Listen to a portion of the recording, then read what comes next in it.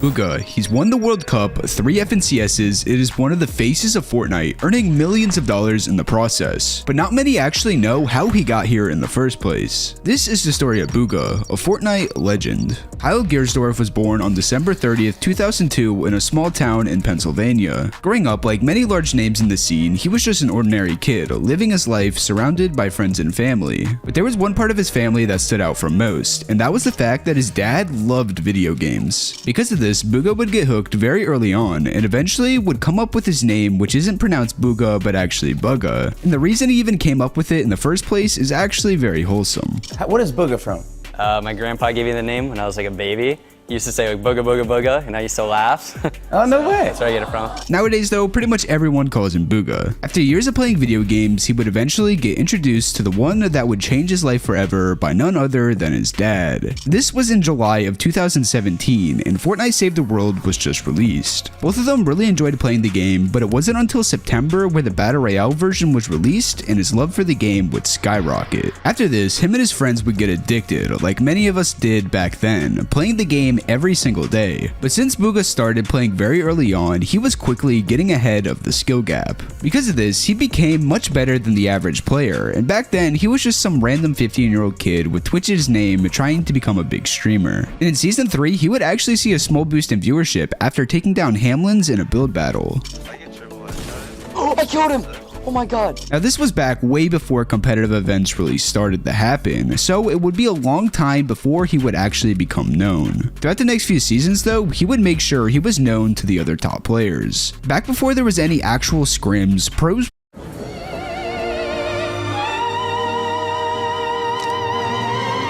would Q-snipe each other in order to get the best practice, and Bugah was right there with them, grinding these every day because he was determined to become the best. Yet there was one massive problem: he wasn't even allowed to compete in any tournaments. Before Fortnite became the esport we all know today, in order to compete you needed to be above 16, and on top of that, most tournaments were invite only, so it was really hard for him to actually prove himself. Now there were some online tournaments that he would compete in, however these were just random pop-up cups. It wasn't until February of 2019 where Epic Games would decrease the minimum age requirement to 13, and they would start hosting more online tournaments, but this time for money. Yet to his disappointment, at first he wouldn't play too well. Eventually he would barely earn some money in the Blackheart Cup, but this was all he needed. After this, Bugah was more motivated than ever. In just one day after making his first official earnings, he would get signed to Sentinels. If things couldn't get any better, the $40 million Fortnite World Cup would be announced shortly after.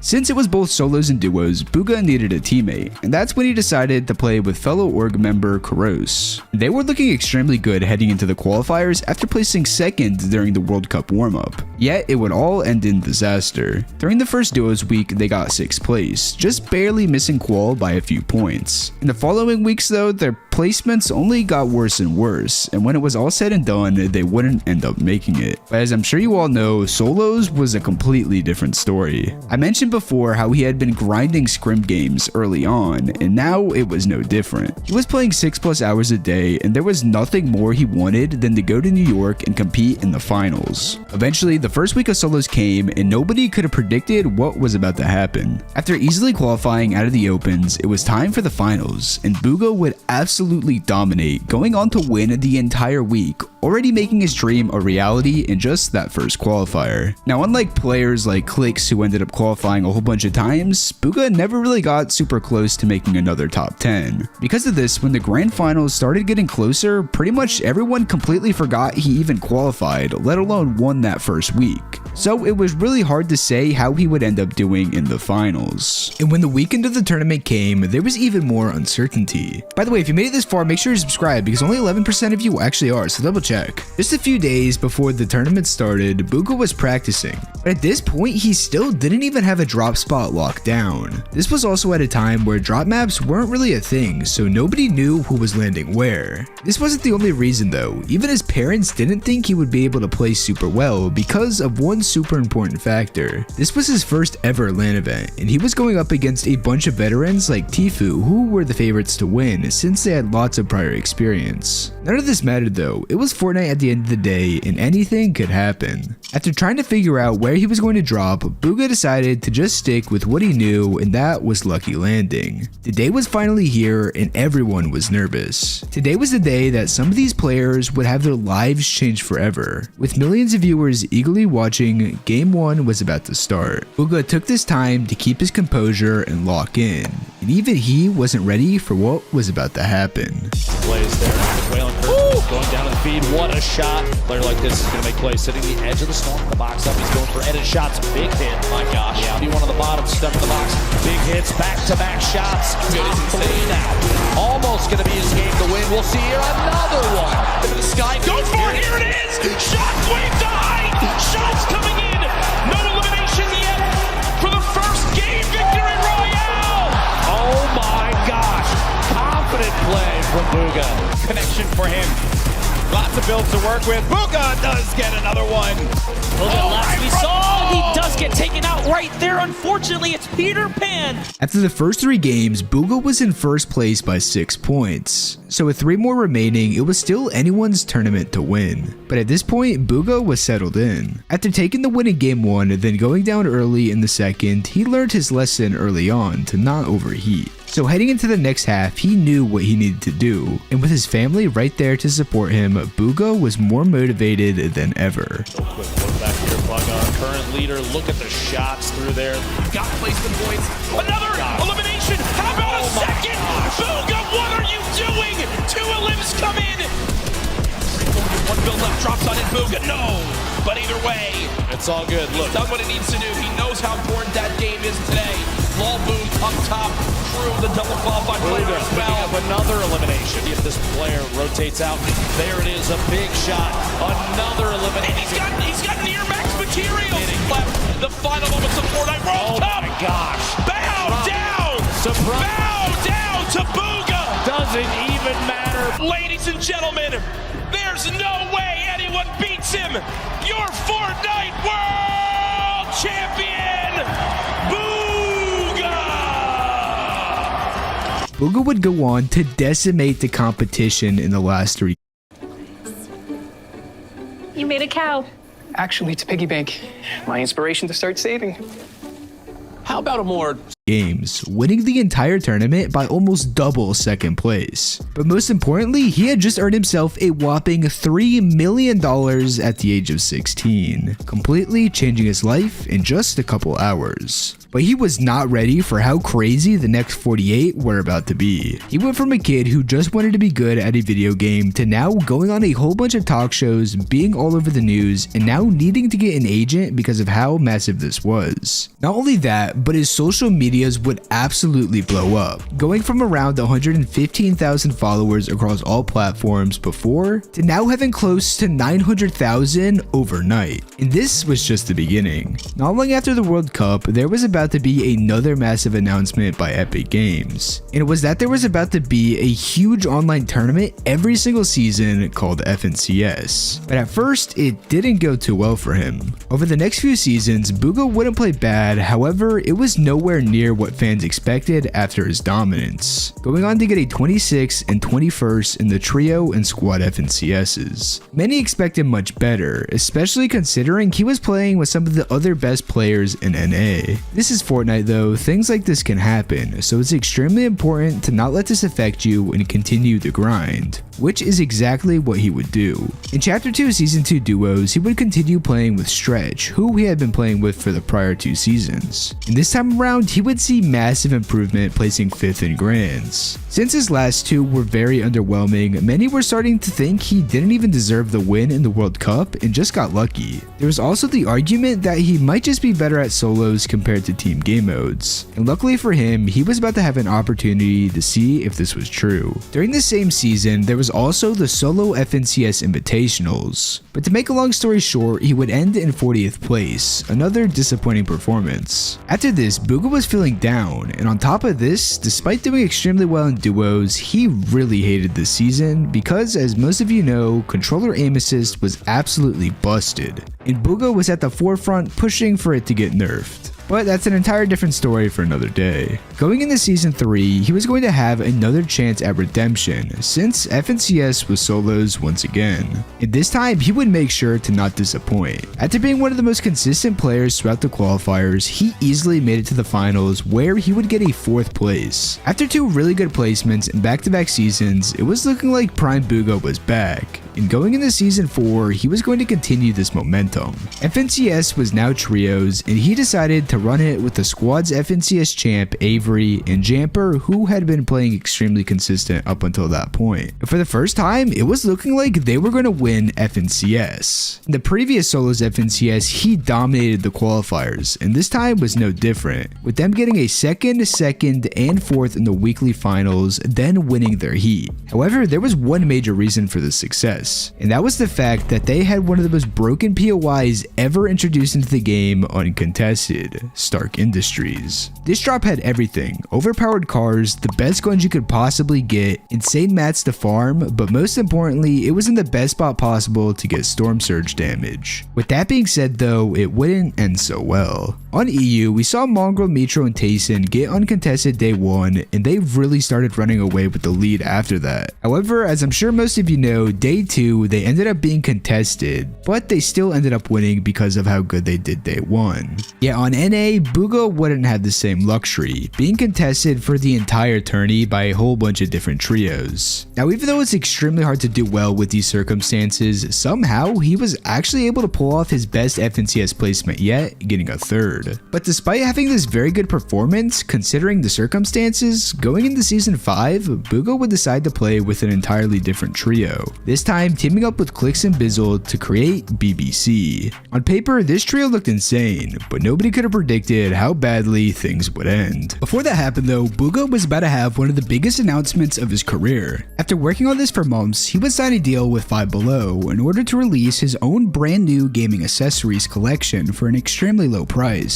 This included a mouse, keyboard, headset, and more. That wasn't it for large achievements either. For the year 2020, he would end up being on Forbes 30 Under 30, which is an incredibly impressive accomplishment, especially considering he wasn't even 18 yet. But wait, there's even more. On his birthday, he would announce that he had just re-signed with Sentinels for a whopping 2 more years, which is an extremely long time in the gaming scene and for a Fortnite player especially. This season, they ended up playing phenomenally, once again dominating the qualifiers, then placing well in FNCS with a 5th. Once again, this was super impressive, but it was Season 6 where their downfall would begin. They decided to drop at one of the best POIs in the game, Sweaty Sands. There was one massive problem though. An upcoming team composed of Gabe, Tahi, and Sprite were landing there, and they had already locked down the POI from previous seasons. Throughout every Cash Cup and in the FNCS qualifiers, these trios battled it out head to head every single time. But to many people's shock, they were getting destroyed. You'd think this team would be able to outplay a trio who had not yet proved themselves. However, the opposite occurred. This went on literally the entire season and nobody was benefiting from it. The question came up whether or not they would leave, but simply they decided to stick it out. And many thought this was because of their ego.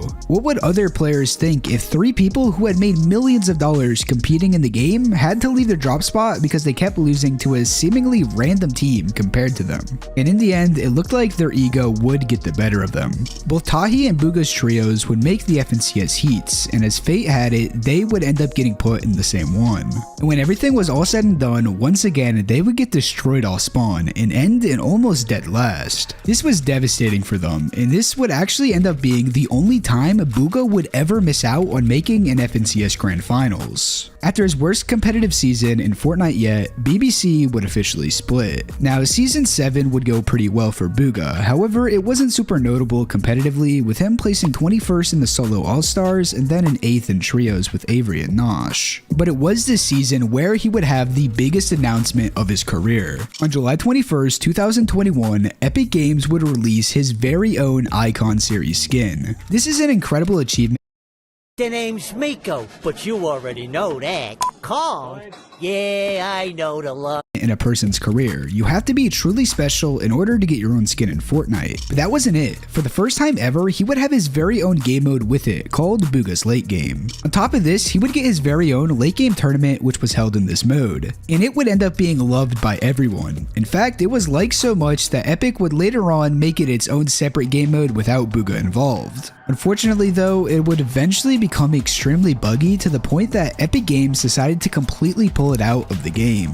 Now Season 7 was one he will remember forever, but up until this point, everyone was starting to wonder if he will ever actually win an FNCS. After winning the World Cup, and up until this point, he was always one of the favorites to take home the trophy, yet time and time again he would fall just short. And after not the best performances back to back, everyone was starting to think he was overrated and washed. But little did everyone know, that very next season would be the start of one of the best runs we've ever seen in the entire history of Fortnite. Since BBC split, Bugah needed a new trio, and at first he would pick up Miro, who had just had an insane run himself, winning 2 FNCSs and placing 4th with Reverse 2K and Day. In just a few seasons, Miro had came out of nowhere and turned into one of the best fraggers we've ever seen in this game. Of course, they needed a third, so at first they would try out with Stretch. This team played quite well together, but just one week before the qualifiers began, there was about to be a huge mix-up. Seemingly out of nowhere, they decided to drop Stretch and instead pick up Muzz, who had just moved from OCE to the US in order to compete on NAE servers. This happened last season, but unfortunately him, Looter, and Speedy didn't do so well in FNCS. However, it was no secret Muzz was extremely good at the game. Despite not playing well in trios, his solo events were unmatched, so after checking out his streams to determine what kind of playstyle he had, Miro and Bugah would ultimately decide to give him a shot. Everyone was shocked about this choice, but they would quickly shut everyone up after qualifying for the grand finals after getting a 5th in the very first qualifier. Now since they did barely make it in the first week, nobody really knew for sure if this trio would work out in the long run, and rightfully so. They had quite literally just formed and haven't had a chance to play that many tournaments together. But none of that mattered. The finals were here and nobody could have predicted what was about to happen next. Right there, in zone. Gotta kill. Goats. I can't. Oh, yeah, so bad. Put a harpoon in, alright? We're behind. At it. Dead. Follow me up. 100. Okay, try to play placement, guys. Nice. It's okay, baby. Let him in. 100. Pull back. Probably dead. Dead. 1 HP, dead. All dead. My box. 100. Dead. 100. It's a trio on low. Fight height.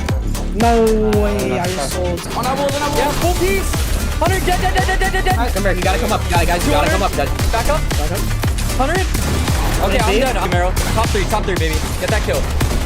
Oh, good try.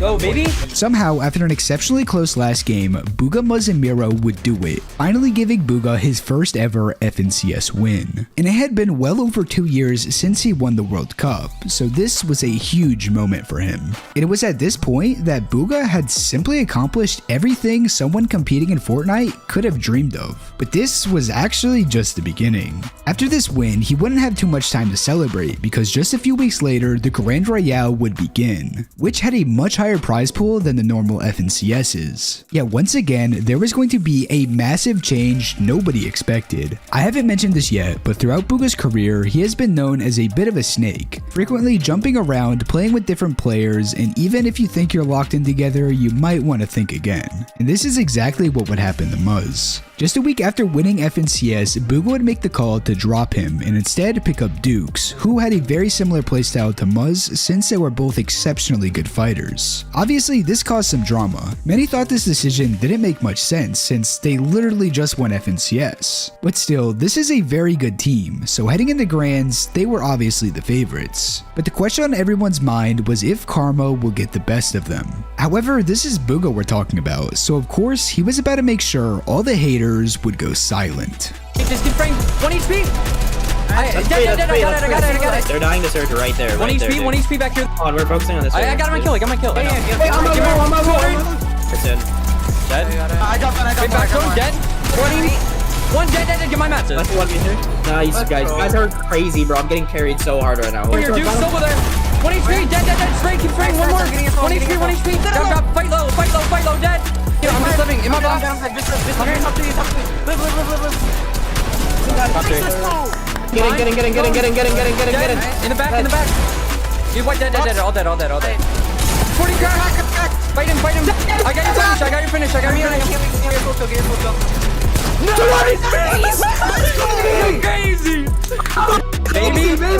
Bugah would do it, winning back-to-back FNCSs. This win marked the end of Chapter 2, and now we were heading into Chapter 3. And with all the massive changes it brought, we also saw a switch in the main game mode for FNCS, this time being duos. Because of this, he would make the obvious choice to continue playing with Miro. In trios, they looked unstoppable, and even before playing together, they each looked phenomenal. But the question on everyone's mind this time was if it will transfer into duos. Up until this point, there haven't really been any big duo events since Chapter 2 Season 2, except for some online DreamHack tournaments. In the Cash Cups leading up to FNCS, they performed quite well, even winning one of them. Eventually, they ended up qualifying straight into Grands after placing 8th in the first week qualifiers. Now, except for that duo Cash Cup win, there weren't any other placements that really stood out, especially compared to his prior seasons. So when Grands finally came, many weren't sure how they would actually do. Yet again though, this is Bugah and Miro, the back-to-back FNCS champions, and they were itching for another one. A little bit of room.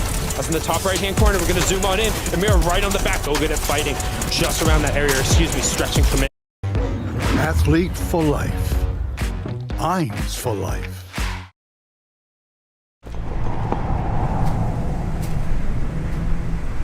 The greatest players see things differently, and so do we. Opposite side, we see Fatchy Fishy ends up getting his run ended. To be found there for Bugah, he finds the first tag, but this is it. They know better. They close him out. Bounce back, he sees some materials, trying to grab whatever he can. He did not want that stinger though. He already has one. Builds to work with, make that none now, as he has to commit into the box. As he continues running through, we have a couple of solos running around. We're trying to find a little bit of room. We'll get in the spray battle. His name in the feed as we have a 2v2v1, and yeah, it looks like he was able to find something else. And those solos, duos, it doesn't matter.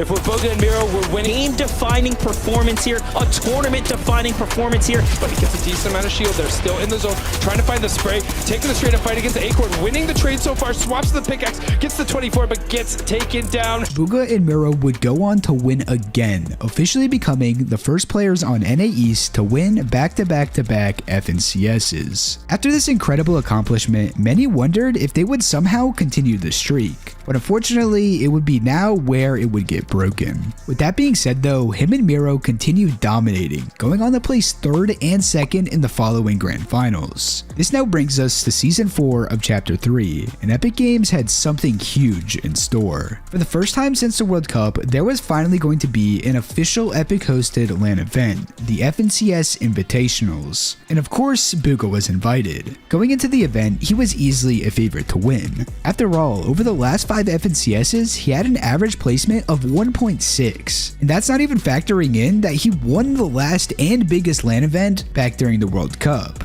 Yet when time came to play, everyone would leave disappointed. After all was said and done, they found themselves at the bottom of the leaderboard in 36th place, one of his worst placements yet. Because of how poorly they did, despite having an insane run beforehand, Bugah and Miro would officially split going into Chapter 4. After an end of one of the best duos we've ever seen in Fortnite, everyone was curious to see who Bugah would pick up after. And to many viewers' shock, he would decide to run it with Peterbot. Now this was way before Peter became arguably the best player in the world. However, he was still an amazing player, even winning an FNCS back in Chapter 3. But even though they were both great players and had one of the best drops on the map, North Slappy Shores, uncontested, in the end they would get 16th. It seemed like they simply just didn't mix well together. With another disappointing end to a season, he would again decide to change duos, this time picking up Threats. Now this duo would go on to play much better, placing 5th in Season 2 and getting a 2nd in Season 3, only being a couple points away from his 4th FNCS title. This was exactly what Bugah needed to motivate him again, and with this performance, it meant he had qualified for the $4 million Global Championship at the end of 2023. But to make a long story short, his LAN performance again would be quite lackluster, ending in 23rd. This brings us to the current chapter, Chapter 5, and still after 5 years of being one of the best players in the game, he's still doing extremely well. In Season 1, he would team up with Aviv and place 3rd in Grands. Now, after an insanely good showing for their first time playing together, Bugah would actually decide to drop Aviv going into Season 2 and instead play with Agers. Yet this decision would not pay off. On day 1 of Grands, they really struggled to do well. However, on day 2, they did bring it back a little, but ultimately they would end up getting a 13th. That finally brings us to the present, Chapter 5, Season 3, and as of now, it looks like Bugah has decided to once again play with Aviv. And well, there's a really good chance for him to win another FNCS this time around. No matter if you love him or hate him, you can't deny Bugah is one of, if not the most accomplished player in not only competitive Fortnite, but Fortnite in general, growing a massive following of almost 17 million across all platforms. Not only that, but it's been over 5 years since he won the World Cup, and to this day, he is still a tier 1 player, being the most earned Fortnite pro in the world, making an impressive $3.7 million from the game. And it's only continued to go up from here. It seems like there's really no end in sight for Bugah, but whatever happens next, he can be assured that he will go down in the history books as one of the best to ever do it. If you enjoyed this video, make sure to drop a like, subscribe, and check out these videos here. Have an amazing rest of your days. Peace out.